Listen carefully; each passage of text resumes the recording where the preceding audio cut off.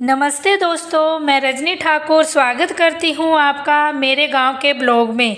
आज मैं आपको दिखाने वाली हूँ कि गांव की ज़िंदगी कितनी रंगीन और मज़ेदार होती है।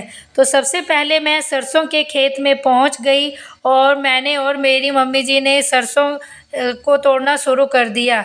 आज हमने इस खेत में प्याज की पौध लगानी है, तो हमने सारे खेत की सरसों को तोड़ लिया और खेत को अच्छे से साफ करके इसकी खुदाई करना शुरू कर दिया। तो खुदाई करते करते मैं थक गई थी, तो मेरा बेटा थोड़ी देर में आता है और बोलता है कि अब आप रहने दो और मैं खुदाई करता हूँ। उसने बहुत अच्छे से सारे खेत की खुदाई कर दी। सारे खेत में खुदाई होने के बाद मैं और मेरी मम्मी ने इस खेत में छोटी छोटी सी क्यारी बनाना शुरू कर दिया, क्योंकि छोटी छोटी क्यारी बना के प्याज की पौध बहुत अच्छे से लग जाती है।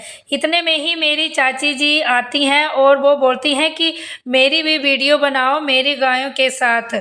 इनकी गाय बहुत ही ज़्यादा सुंदर थी।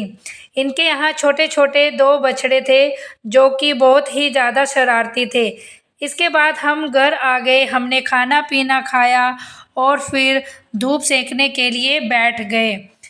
धूप सेकने के बाद हम खेतों में दोबारा आ गए और हमने प्याज की पौध लगाने का काम शुरू कर दिया।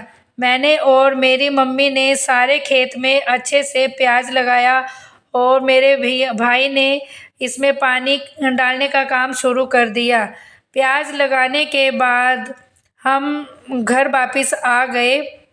घर वापस आने के बाद हमने देखा कि बहुत सारा गोबर इकट्ठा हो रहा था, तो हम गोबर फेंकने के लिए खेतों की तरफ निकल गए।